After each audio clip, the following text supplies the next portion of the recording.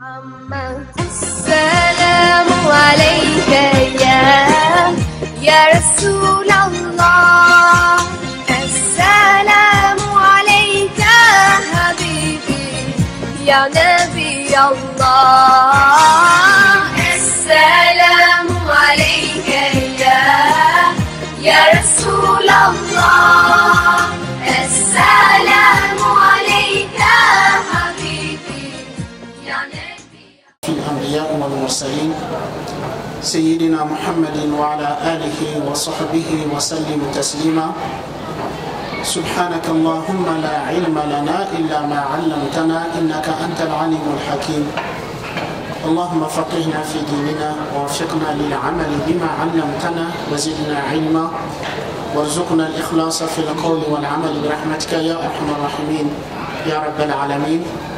Chers frères et sœurs, salam alaikum wa rahmatullahi ta'ala wa barakatuh. Quelle place pour la spiritualité dans notre quotidien? Le prophète sallallahu alayhi wa sallam, dans sa transmission du message de l'islam, nous a enseigné qu'il y a un niveau dans la foi, dans la pratique. Ce niveau est plus élevé que la soumission à l'islam, est plus élevé qu'à l'iman, la foi. Ce niveau, le prophète sallallahu alayhi wa sallam, il a appelé al-ihsan, l'excellence. Comme vous le savez, dans ce hadith connu, quand Jibril il vient interroger le prophète sallallahu alayhi wa sallam, le hadith il est rapporté par Bukhari Muslim, d'après Omar ibn al-Khattab radiallahu anhu, il dit lorsque nous étions auprès du prophète sallallahu alayhi wa sallam, tout d'un coup un homme est apparu. Un homme est apparu soudainement. C'est-à-dire personne n'a vu d'où venait cet homme. Habillé de vêtements de blancheur très vif, aux cheveux de noirceur très vif, personne dans l'assemblée ne le connaissait. Et visiblement son apparence n'inspire pas qu'il vient d'ailleurs. Qui s'est assis devant le prophète sallallahu alayhi wa sallam en appuyant ses genoux contre les siens et en mettant ses mains sur le cuisse. C'est-à-dire s'est assis poliment, respectueusement devant le prophète sallallahu alayhi wa sallam comme un disciple devant le maître. Et qui dit: ô Muhammad, informez-moi au sujet de l'islam. Dis-moi, qu'est-ce que l'islam? Et le prophète sallallahu alayhi wa sallam de répondre dit: al-islam an tu'mina billah wa malaikatihi, al-islam an tashhadu an la ilaha illallah wa anna muhammadar rasulullah wa tuqima as-salah wa tu'ti az-zakah wa tasuma ramadan wa tahujja al-bayta in istata'ta ilayhi sabila. Le prophète sallallahu alayhi wa sallam lui dit: l'islam, ce que tu attestes qu'il n'y a de Dieu que Dieu et que Muhammad est le messager de Dieu, que tu accomplisses la prière, que tu t'acquittes de la zakat, l'aumône, que tu accomplisses, que tu jeûnes le mois de Ramadan, que tu ailles faire le pèlerinage si tu en as le moyen. L'homme dit: sadaqt, tu dis vrai. Les compagnons disent: nous nous sommes étonnés. Il pose des questions et il confirme la réponse. Ça veut dire il savait la réponse. Ensuite il dit: akhbirni anil iman, informez-moi au sujet de l'iman, al-iman, la foi. Et le prophète sallallahu alayhi wa sallam de répondre dit: al-iman an tu'mina billah wa malaikatihi wa kutubihi wa rusulihi wal yawmil akhir wa tu'mina bil qadari khayrihi wa sharrihi. Le prophète sallallahu alayhi wa sallam dit: la foi, al-iman, la foi, que tu crois en Allah, en ses anges, en ses livres, en ses messagers au jour du jugement dernier et à la prédestination, le bien comme le mal. Ensuite il dit: akhbirni anil ihsan, informez-moi au sujet de l'ihsan, l'excellence, la bienfaisance. Et le prophète sallallahu alayhi wa sallam répond: al-ihsan an ta'budallaha ka'annaka tarah fa in lam takun tarahu fa innahu yarak. L'excellence, que tu arrives à adorer Allah comme si tu le voyais. Tu arrives à un niveau de foi, à un niveau de conscience, de rappel, de souvenir de Dieu, au point où tu l'adores comme si tu le voyais. certes si toi tu ne le vois pas, lui il te voit. Donc, l'homme il pose d'autres questions, notamment au sujet des sa'a, l'ère, quand est-ce que l'ère viendra. Et le prophète sallallahu alayhi wa sallam dit l'interrogé n'en sait pas plus que celui qui interroge. Il dit informe-moi au sujet de ces signes précurseurs. Et le prophète il dit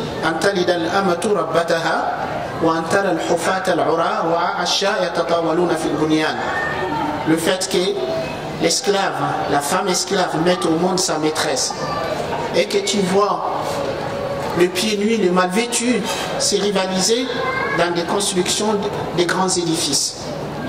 Après l'homme, il reste quelques instants, après il s'en va. Le prophète sallallahu alayhi wa sallam se tourne vers ses compagnons en leur disant: saviez-vous qui est l'homme qui m'interrogeait il y a un instant? Ils répondent: Allah wa rasuluhu a'lam, Allah et son messager en sait le plus. Il leur dit: c'était Jibril, c'était l'ange Gabriel qui est venu pour vous enseigner votre religion. Donc on voit dans ces hadiths que la religion est de trois volets. Il y a l'islam qui est la soumission, c'est-à-dire à partir du moment où une personne décide volontiers de se soumettre à Dieu, de pratiquer ce que Dieu lui ordonne de faire. Certes, cette pratique repose sur la foi. Il faut avoir la foi pour se dire: je vais pratiquer. Si on n'a pas la foi, on ne peut pas se mettre à pratiquer. Mais la pratique ne veut pas dire qu'on a atteint la plénitude de la foi. Certes, on a une base de la foi qui nous permet de se mettre pour pratiquer, mais on n'a pas encore atteint la plénitude de la foi. C'est pour cela, dans le Coran, quand les Bédouins disent nous avons la foi, Dieu leur dit non, vous n'avez pas encore la foi. Allah subhanahu wa ta'ala lui dit dans le Coran: qalatil a'rabu amanna qul lam tu'minu walakin qulu aslamna walamma yadkhulul iman fi qulubikum wa in tuti'u Allah wa rasulahu la yalitkum min a'malikum shay'a inna Allah ghafurur rahim. إنما المؤمنون الذين آمنوا بالله ورسوله ثم لم يرتابوا وجاهدوا بأموالهم وأنفسهم في سبيل الله أولئك هم الصادقون. Allah dit, les Bédouins disent nous avons la foi. قل لم تؤمنوا dit vous n'avez pas encore la foi. ولما يدخل قل لم تؤمنوا ولكن قولوا أسلمنا dit vous n'avez pas encore la foi, dites plutôt que vous êtes simplement soumis. La foi n'a pas encore pénétré dans vos cœurs. Mais si vous obéissez à Allah et son messager, Allah ne vous léseront en rien de vos œuvres. Certes, Allah est pardonneur et miséricordieux. Les vrais croyants sont ceux qui croient en Allah et en son messager, qui par la suite n'ont point douté et qui luttent dans le sentier d'Allah avec leurs biens et leurs personnes, ceux-là sont les véridiques. Donc on voit bien, Allah fait distinction entre se soumettre et avoir la foi. Donc il y a la soumission à l'islam, il y a l'iman, la foi, et il y a au-dessus de la foi, il y a l'ihsan, l'excellence. Adorer Allah comme si tu le voyais, certes si toi tu ne le vois pas, lui il te voit. Donc en fait c'est ce niveau de la foi, ce niveau de la croyance, de la pratique, c'est ce qu'on appelle la spiritualité. Donc avoir constamment la conscience de Dieu. Être constamment, se rappeler, se souvenir que Dieu est avec nous, Dieu nous voit, il nous attend, il est au courant de tout ce que nous faisons et de tout ce que nous disons.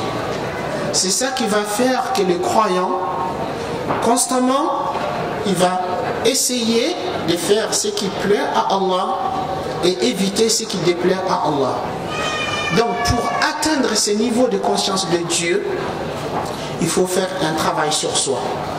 Ce travail consiste dans le fait de purifier son âme et purifier son cœur des tendances, de ces tendances vers le mal, vers la passion, vers les désirs malsains, et faire accroître la tendance de bien, l'amour de bien, la soumission et l'obéissance à Allah subhanahu wa ta'ala, jusqu'à ce que Allah devienne celui qu'on aime le plus et celui qu'on craint le plus.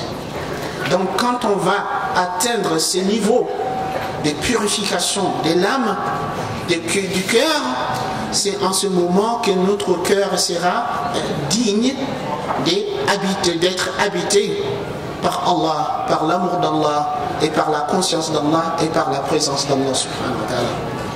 Il faut savoir que ce travail que l'un d'entre nous doit entreprendre sur soi pour purifier son âme et purifier son cœur est un travail essentiel et primordial, car la réussite et le salut de l'individu dépend de cela.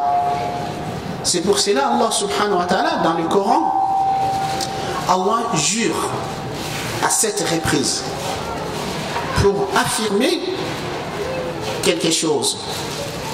Cependant, est-ce que celui qui a la foi, qui croit en Dieu, a-t-il besoin, pour croire en ce que Dieu lui dit, a-t-il besoin que Dieu jure pour lui? Un croyant qui est réellement croyant, qui a la foi, lorsqu'il entend Qala Allah, Qala Rasulullah, Dieu dit et son messager dit, il dit Amant. Il dit j'y crois. Un croyant n'a pas besoin que Allah jure pour lui pour croire. Mais cependant dans le Coran, Allah jure à 7 reprises pour affirmer une réalité.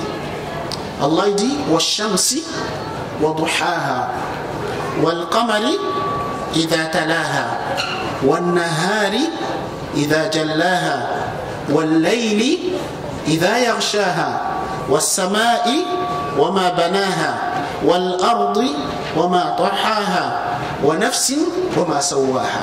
7 fois Dieu jure. ونفس وما سواها فألهمها فجورها وتقواها قد أفلح من زكاها وقد خاب من دساها. Allah subhanahu wa ta'ala dit والشمس وضحاها. Il dit par le soleil et sa clarté. Wal qamari idha talaha, et par la lune quand elle le suit. Wal qamari idha talaha wan nahari idha jallaha, et par le jour quand il éclaircit. Wal layli idha yaghshaha, par la nuit quand elle enveloppe l'univers par son obscurité. Was sama'i wa ma banaha, par le cieux et celui qui l'a conçu. Wal ardi wa ma tahaha, et par la terre et celui qui l'a aplani. Wa nafsin wa ma sawaha, par l'âme et celui qui l'a harmonieusement façonné. Allah jure par l'âme et celui qui l'a harmonieusement façonné. Fa alhamaha fujuraha wa taqwaha, il inspira son immoralité ainsi que sa piété. Donc Allah jure 7 fois pour nous dire quoi? Qad aflaha man zakaha, bienheureux, il réussira celui qui la purifie. Il réussira celui qui purifie son âme. Il sera déçu et perdant celui qui la corrompt. Celui qui laisse son âme corrompue sera déçu. Donc, la purification de l'âme et la purification du cœur est le sujet, l'objet de l'épreuve de l'homme dans cette vie. Donc l'homme le plus aimé de Dieu, l'homme le plus rapproché de Dieu sera celui qui se sera purifié, qui aura réalisé la finalité de son existence, qui est l'adoration d'Allah subhanahu wa ta'ala. Et l'adoration d'Allah, l'adoration pour être un véritable adorateur d'Allah, il faut réaliser des conditions. L'adoration repose sur des piliers. Le premier pilier de l'adoration, c'est le fait d'aimer Allah d'un amour sans limite. Aimer Allah plus que toute autre chose. Alors que si dans ton cœur est habité par l'amour de dunya, de ce bas monde, des faux brillants de ce bas monde, de l'argent, de la belle voiture, de la belle maison, du pouvoir, du prestige de la vie, quand ton cœur sera habité de ce dunya, il n'y aura pas de lieu pour que Allah et l'amour d'Allah puissent trouver place dans ton cœur. Allah, il est jaloux. Allah, il aime que le cœur de son serviteur soit exclusivement voué à lui. faut purifier son cœur, il faut purifier son âme. Donc, le premier pilier de l'adoration, c'est l'amour de Dieu, mais d'un amour sans limite. Car celui qui adore Allah, qui se soumet à Allah sans l'aimer, est un hypocrite. L'hypocrisie, c'est de se soumettre mais sans amour. À l'époque du prophète sallallahu alayhi wa sallam, les hypocrites, ils étaient soumis, ils se soumettaient, ils priaient avec les musulmans, ils jeûnaient, ils s'acquittaient de la zakat, ils participaient aux expéditions, ils faisaient tout comme le musulman, mais ils le faisaient à contre-cœur. Ils le faisaient, ils n'aimaient pas Allah ni son prophète sallallahu alayhi wa sallam. C'est pour cela qu'ils sont considérés comme des hypocrites. Donc, le premier pilier de l'adoration, il faut aimer Allah, d'un amour sans limite. Donc, deuxième pilier de l'adoration, qui est la finalité de l'existence de l'homme, il faut se soumettre à Dieu d'une soumission sans condition. Une soumission qui repose sur la confiance. Je sais qu'il m'aime. Je sais qu'il sait mieux que moi. Je sais qu'il ne m'ordonne que ce qui est bien pour moi. Il ne m'interdit que ce qui est mal pour moi. Donc, étant donné, je sais que qui m'aime plus que moi-même, il est plus miséricordieux, plus bienveillant envers moi que qui que ce soit. Donc, je fais confiance à son choix pour moi. Je me soumets à lui avec une confiance absolue. Donc, et celui qui prétend aimer Allah sans se soumettre à lui est un hérétique. C'est de l'hérésie de prétendre aimer Dieu, mais sans se soumettre à lui. Donc, pour être un véritable adorateur de Dieu, il faut l'aimer d'un amour sans limite. Il faut se soumettre à lui d'une soumission sans condition. Donc, c'est ça qui nous permettra de réaliser notre état de servitude, notre état d'adorateur de Dieu. Donc, à partir du moment où on atteindra ce niveau, on réalisera ceci, on sera vraiment des véritables croyants, des véritables adorateurs de Dieu. Donc, on sera de meilleurs auprès de Dieu. Donc, c'est pour cela, la valeur de l'homme ne réside pas sur combien il est dans son compte de banque. La valeur de l'homme ne réside pas quel poste, quel pouvoir qu'il détient. La valeur de l'homme ne réside pas dans son rang social, mais la valeur de l'homme réside dans la réalisation du but et la finalité de sa création, qui est être serviteur de Dieu, être soumis à Dieu. Allah subhanahu wa ta'ala, il nous dit dans le Coran: Ya ayyuhan nas, inna khalaqnakum min dhakarin wa untha wa ja'alnakum shu'uban wa qaba'ila lita'arafu inna akramakum 'inda Allahi atqakum. Allah subhanahu wa ta'ala dit: ô vous les hommes, nous vous avons créé à partir d'un mâle et d'une femelle. Nous avons fait de vous des nations et des tribus afin que vous vous entreconnaissiez. Certes, le plus noble parmi vous auprès d'Allah, qui est le plus noble parmi vous auprès d'Allah? Les plus riches, celui qui a plus de pouvoir, celui qui est des descendants d'une lignée noble? Non, le plus noble parmi vous auprès d'Allah est le plus pieux, celui qui a le cœur le plus pur. Celui qui a le cœur le plus pur. Donc c'est pour cette raison dans le Coran, quand Allah subhanahu wa ta'ala désigne le prophète Muhammad sallallahu alayhi wa sallam dans les positions les plus nobles, les positions les plus élevées, Allah ne les désigne pas par son titre, le messager, ou le prophète, ou le bien-aimé d'Allah. Allah, il les désigne par le titre qui est le plus honorifique pour l'homme, qui est la servitude et la soumission à Dieu. Qu'est-ce qui fait que le prophète Muhammad sallallahu alayhi wa sallam est différent des restes des humains? Ce qui fait la différence, c'est la révélation, le fait qu'Allah il a choisi, il a élu pour lui faire la révélation. Lui-même, Allah il nous dit dans le Coran, Allah il nous dit de dire: Qul innama ana basharun mithlukum. Allah il nous dit, je ne suis qu'un être humain comme vous. Je ne suis qu'un être humain comme vous. Il est où la différence? Yuha ilayya annama ilahukum ilahun wahid. On me fait la révélation que votre Dieu est un Dieu unique. Donc la référence, ce qui fait que le prophète est différent des communs des mortels, le fait qu'il reçoit la révélation. Donc Allah subhanahu wa ta'ala, quand tu lui rappelles le fait qu'il a été élu, choisi pour recevoir la révélation, Allah subhanahu wa ta'ala dit Tabarakalladhi nazzala al-furqan ala man? Ala nabiyyihi? Ala rasulihi? Ala habibihi? Non, ala abdi.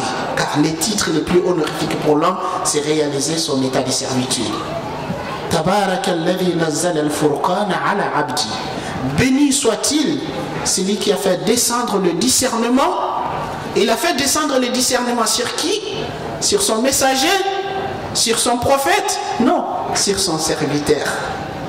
Car le but et la finalité de la création de l'homme est réaliser son état de servitude pour Dieu. Plus tu vas réaliser ton état de servitude, ton état de soumission, plus tu seras élevé auprès de Dieu.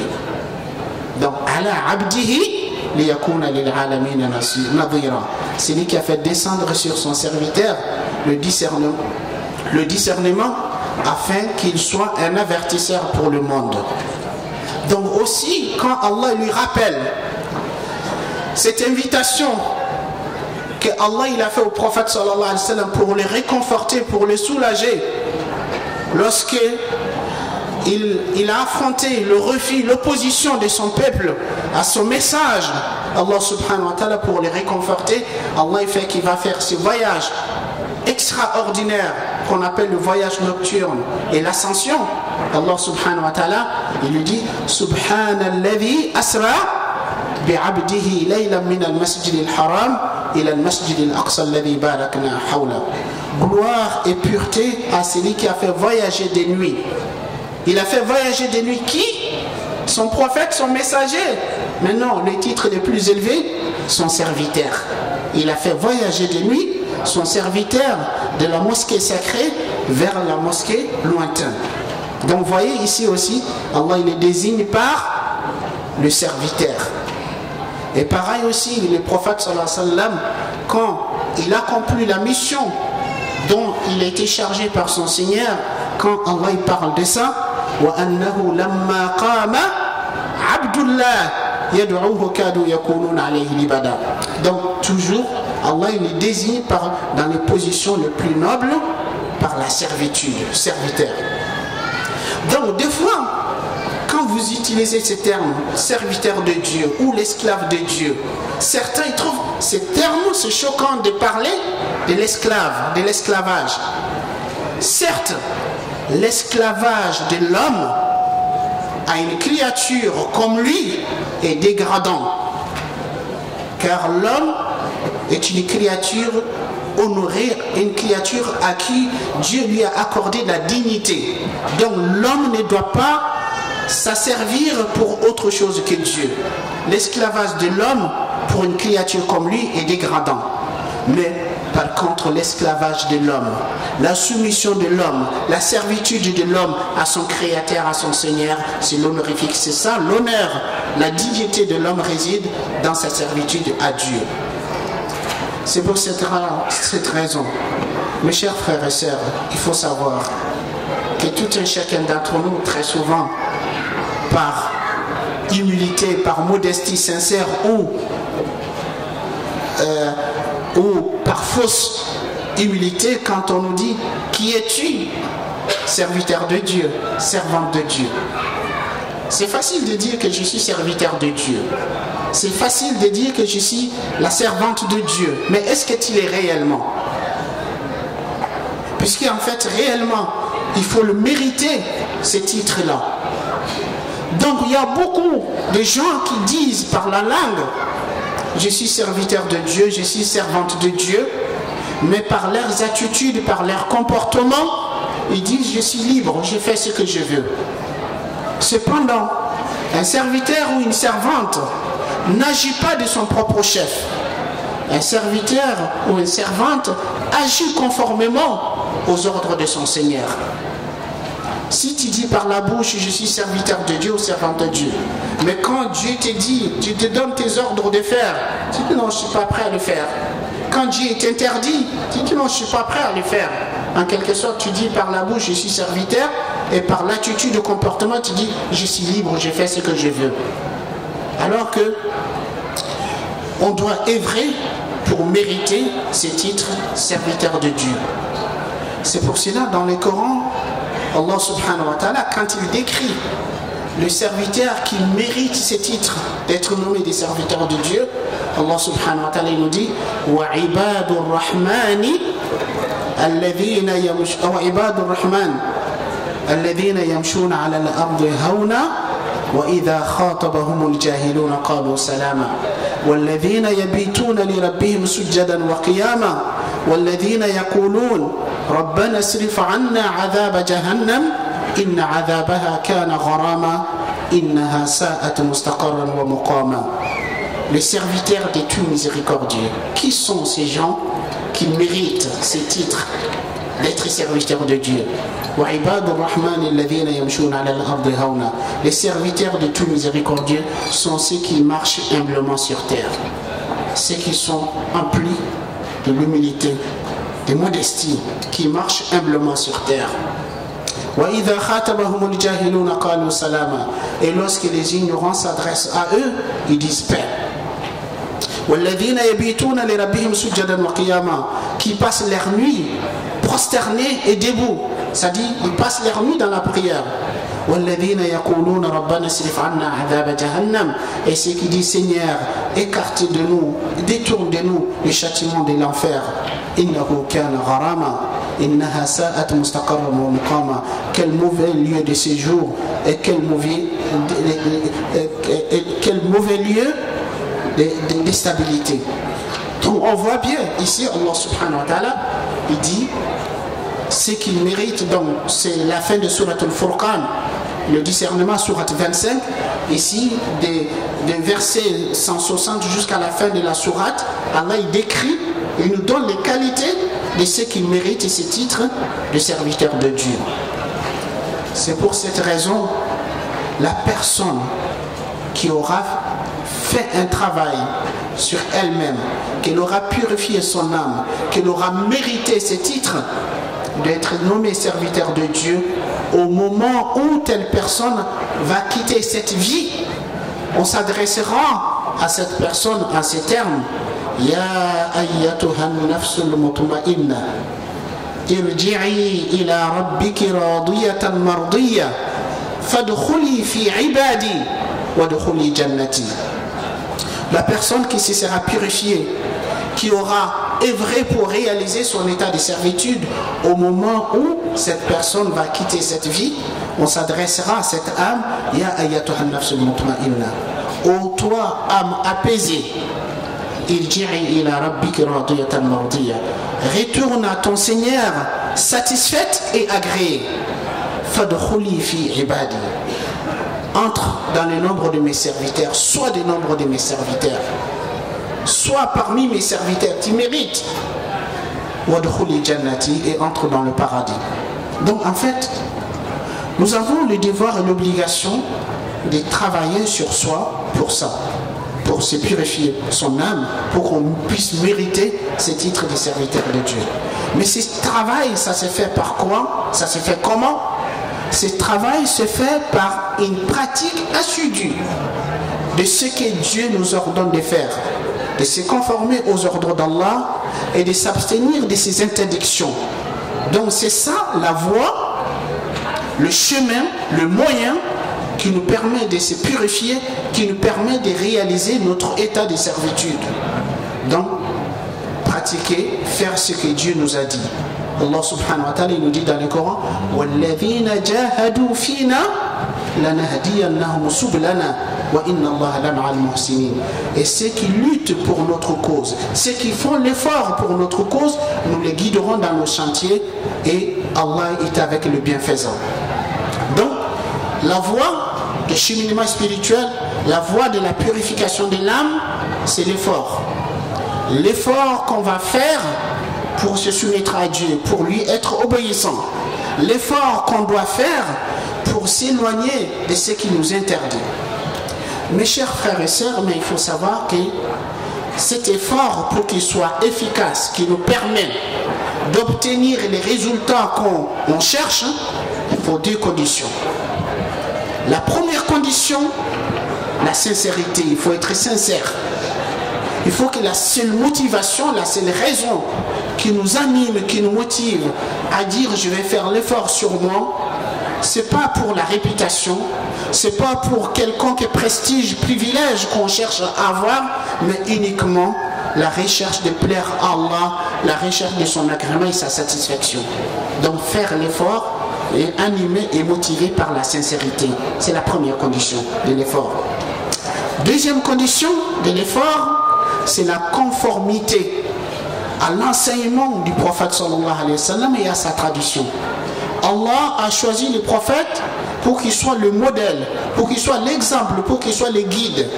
Donc si on veut cheminer, il faut qu'on chemine sur la trace du prophète sallallahu alayhi wa sallam. Sinon, si on va innover notre voie, notre façon, notre manière d'adorer Allah, Allah n'acceptera pas ça. Le prophète sallallahu alayhi wa sallam, il nous dit quiconque qui fait une œuvre qui n'est pas conforme à nos ordres sera rejeté. Al-Junayd rahimahullah, il disait toutes les voies qu'on pourra emprunter pour cheminer sont sans issue, à l'exception de la voie qui est tracée par le prophète sallallahu alayhi wa sallam. Donc deux conditions pour l'effort, la sincérité et la conformité. Mais il faut savoir que tout cela ne sont pas possibles sans l'aide d'Allah, sans l'assistance d'Allah subhanahu wa ta'ala. Donc c'est pour cette raison, le musulman qui cherche à cheminer, il doit apprendre à se connaître. Il doit apprendre à connaître les qualités inhérentes, les qualités intrinsèques de l'homme. Les qualités inhérentes et intrinsèques de l'homme, c'est quoi? C'est d'abord l'ignorance. Innal insana la zalumun jahul. L'homme est très injuste et très ignorant. Donc le fait d'être conscient qu'on est ignorant, le fait d'être conscient qu'on est faible, on est faible, on ne peut rien. Le fait d'être conscient qu'on est pauvre, on est pauvre dans notre connaissance, on est pauvre dans notre pouvoir, on est pauvre dans nos capacités, on est pauvre dans tous les sens des termes. Donc c'est le fait d'apprendre à se connaître qui nous permettra de connaître Allah subhanahu wa ta'ala. Donc les qualités inhérentes d'Allah, les qualités intrinsèques d'Allah est que Allah, il est Al-Ghani, il est le riche. Donc par tous les sens du terme, il est le riche par excellence. Il est l'omnipotent, il est l'omniscient, il est le tout-puissant, il est le tout miséricordieux, il est le sage par excellence. Donc à partir du moment où je prends conscience de ma faiblesse, je prends conscience de ma pauvreté, je prends conscience de mon incapacité et de ma faiblesse, je vais chercher l'aide et l'assistance auprès de tout-puissant, auprès de l'omnipotent. Donc c'est ça le sens de Iyyaka na'budu wa iyyaka nasta'in. Allah nous apprend dans le Coran, dans nos prières, à chaque raka, nous répétons la sourate al-Fatiha, nous disons Iyyaka na'budu. C'est toi celle que nous adorons. C'est-à-dire nous sommes conscients que nul ne mérite l'adoration à part Allah. Il est le seul qui doit être adoré. C'est toi celle que nous adorons. C'est de toi celle que nous implorons l'aide et l'assistance. Nous savons que sans toi, nous ne te connaîtrons pas. Sans toi, nous ne t'adorons pas. Sans toi, nous ne pourrons pas se soumettre à toi. Donc, Ya Allah, aide-nous dans nos faiblesses. Donc, ainsi, quand on va reconnaître son état de servitude, son état de faiblesse, qu'on est démuni de tout pouvoir, la hawla wa la quwwata illa billah, il n'y a de force ni de puissance que par Allah. Donc je vais me remettre en Allah subhanahu wa ta'ala. Donc je vais demander l'aide d'Allah et l'assistance d'Allah subhanahu wa ta'ala. Donc dans ces cas, lorsque je suis assisté par Allah, lorsque je suis guidé par Allah, lorsque Allah me facilite de faire du bien, de me soumettre à lui, de lui obéir et d'éviter ce qu'il m'a interdit, je ne serai pas imbu de ma personne. Je ne serai pas fier de moi puisque je le fais, mais au contraire, je vais voir dans ma soumission, dans ma adoration, une faveur, une grâce d'Allah subhanahu wa ta'ala. Allah, il m'a aidé, Allah, il m'a assisté, Allah, il m'a guidé, Allah, il m'a facilité de l'adorer. Donc, dans ma soumission, dans mon adoration, je ne verrai pas que Allah me doit quelque chose.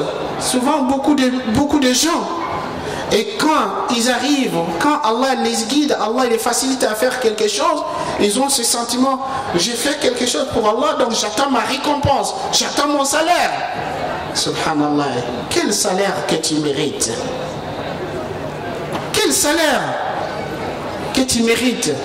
Alors que normalement, le sentiment qui doit nous animer, quand Allah nous guide, il nous facilite de faire du bien, je dois être animé d'un sentiment de gratitude, un sentiment de reconnaissance, de dire, Ya Allah, comment pourrais-je te remercier de ces faveurs et tes grâces? Allah subhanahu wa ta'ala, il nous dit dans le Coran, قُلْ بِفَضْلِ اللَّهِ وَبِرَحْمَتِهِ فَلْيَفْرَحُوا فَبِذَلِكَ هُوَ خَيْرٌ مِمَّا يَجْمَعُونَ.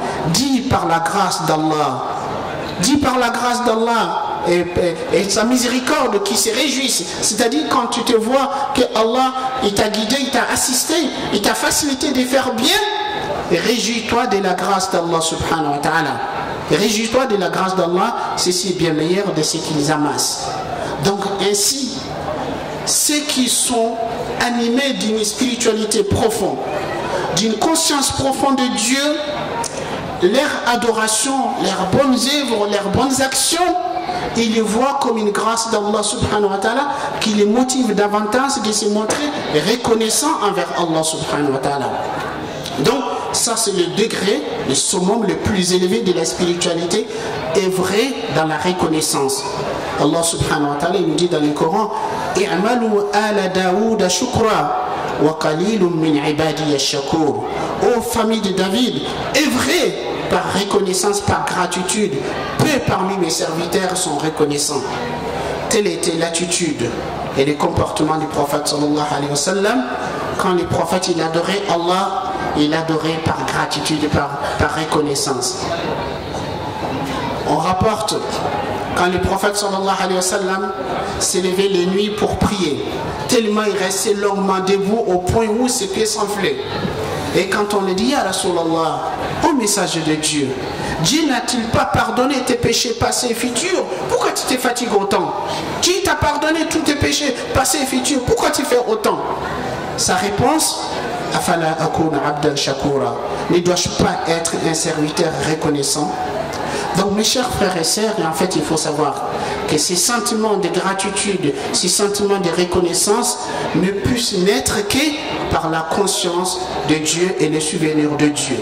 Donc c'est pour cette raison, quand vous regardez tous les actes d'adoration, Allah les a légiférés, les a instaurés que ça soit un moyen de vivre dans le rappel, de vivre dans le souvenir de Dieu.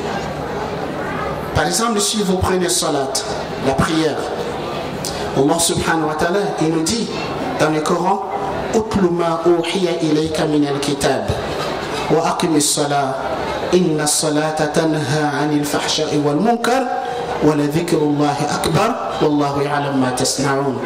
Allah subhanahu wa ta'ala dit, il s'adresse au prophète sallallahu alayhi wa sallam en ces termes, récite ce qu'on t'a révélé des livres. Récite ce qu'on t'a révélé des livres et accomplis la salat, accomplis la prière. Certes, la prière interdit la turpitude et les actes blâmables.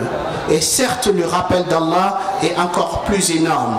C'est-à-dire le rappel d'Allah, si la prière interdit les turpitudes et les actes blâmables, le rappel et le souvenir de Dieu est encore plus énorme à interdire les turpitudes et les actes blâmables. C'est-à-dire, une personne qui à la fois qui croit en Dieu, quand est-ce qu'elle peut tomber dans le péché, dans la désobéissance? Quand elle oublie Dieu.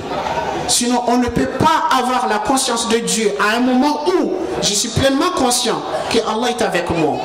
Allah me voit. Allah il m'entend. Allah est au courant de ce que j'ai fait, de ce que j'ai dit. Je ne peux pas en ce moment me permettre de lui désobéir. Mais quand je l'oublie, je peux tomber dans le péché. Donc, voilà, dhikrullahi akbar, le rappel d'Allah, il est encore plus énorme. Il y a un autre sens, et certains savants disent non. Voilà, dhikrullahi akbar, le rappel d'Allah est encore plus énorme. Il dit que le fait que toi, tu te souviens d'Allah est une bonne chose, mais le fait qu'Allah te souvient de toi est encore plus énorme. Car Allah subhanahu wa ta'ala dit Fadhkuruni adhkurukum. Souvenez-vous de moi, je me souviendrai de vous. Le fait qu'Allah se souvient de toi, certes, Allah n'oublie pas, Oma kana rabbuka nasiya, mais que Allah se souvient de toi par ses soins, sa protection, son assistance est encore plus énorme. Donc Allah il nous dit Wa aqimis salata li dhikri, et accomplis la prière pour mon souvenir, pour mon rappel. Donc Siyam, Al-Hajj, Al-Zakat, tous ces actes d'adoration, ils ont pour finalité, pour but, de revivifier le souvenir et le rappel de Dieu. Et Cheikh Bouti, rahimahullah, il nous dit, en fait, souvent, beaucoup de gens, ils font al-Dhikr, ils font le rappel, ils pratiquent le rappel, mais dans l'oubli.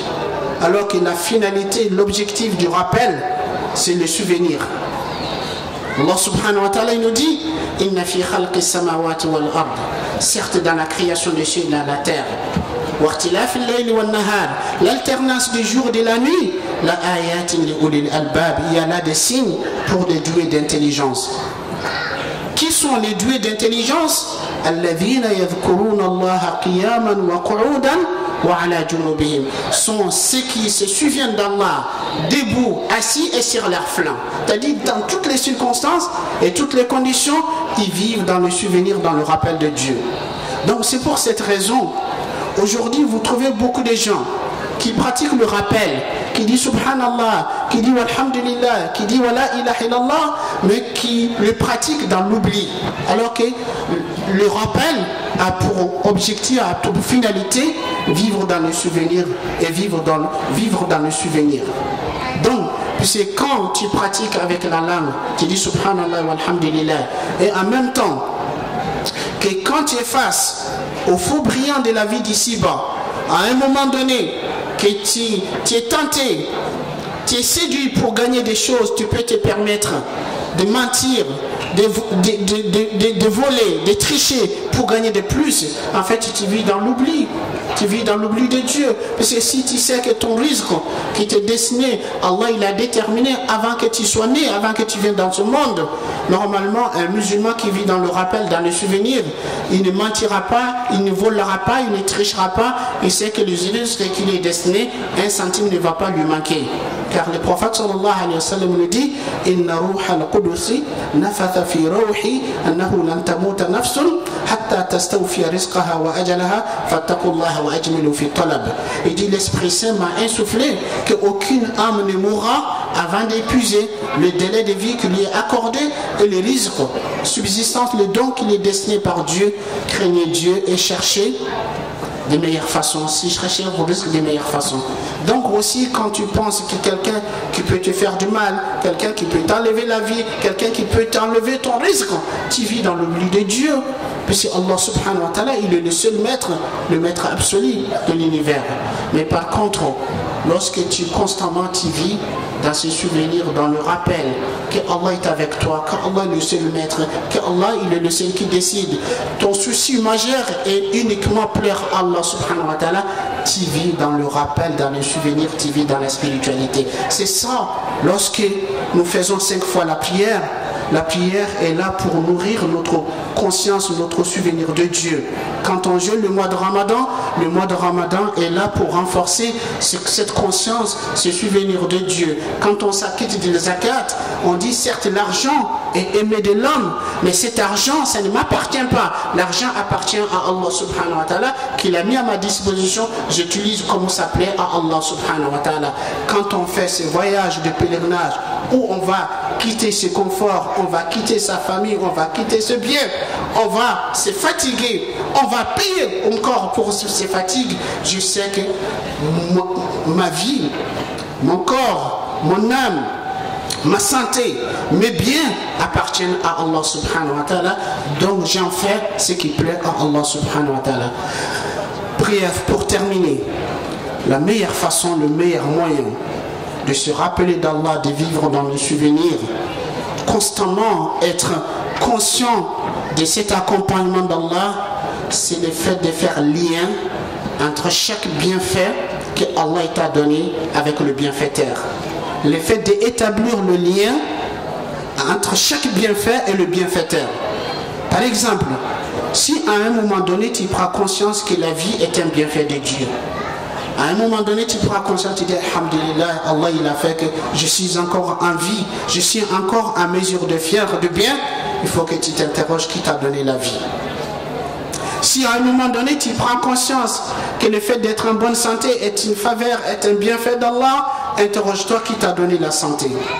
Si à un moment donné tu prends conscience que tu vis en paix, tu vis en sécurité, il faut que tu te dises qui est-ce qui a fait que tu vis en paix, en sécurité. Si à un moment donné tu sens que le fait d'être entouré par les siens, le fait d'être entouré par ceux qui nous aiment, ceux qu'on aime, que ceci est un bienfait, il faut demander qui est-ce qui t'a donné ce bienfait.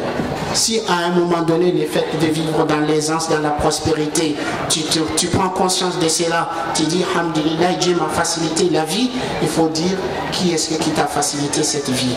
Si tu adores Allah, si tu fais du bien, si tu évites de faire du mal, le fait de dire, de voir qui est-ce qui t'a assisté, qui est-ce qui t'a facilité de faire du bien. Donc quand on réfléchit de cette façon, de cette manière, qu'on établit ce lien entre chaque bienfait et l'auteur, on va vivre constamment dans le souvenir, dans le rappel de Dieu. On va voir constamment qu'à chaque instant, à chaque moment, on est comblé des faveurs et des bienfaits d'Allah, que quoi que nous fassions, nous ne pourrons jamais dire, de remercier Allah suffisamment, nous ne pourrons jamais remercier Allah comme il se doit. Allah subhanahu wa ta'ala nous dit si vous énumérez les faveurs et les bienfaits d'Allah, vous n'arriverez jamais à les recenser. Je terminerai par ce propos du prophète Daoud alayhi salatu wassalam. On rapporte que Daoud alayhi salatu wassalam, il dit Ya Rabb, Seigneur, comment pourrais-je te remercier? Seigneur, comment pourrais-je te remercier de tes faveurs et de tes bienfaits alors que mon remerciement est encore une faveur et une bienfait venant de toi. Le fait que je te remercie, c'est une faveur venant de toi. Allah subhanahu wa ta'ala il dit Ya Daoud, oh Daoud, si tu es conscient, si tu sais cela, tu es déjà reconnaissant. Qu'Allah fasse que nous soyons des nombres de serviteurs reconnaissants, qu'Allah nous permet de vivre dans la conscience de Dieu et dans le souvenir de Dieu. Wassalamu alaikum wa rahmatullahi wa barakatuh. Assalamu alayka ya Rasulallah. Assalamu alayka habibi ya Nabi Allah.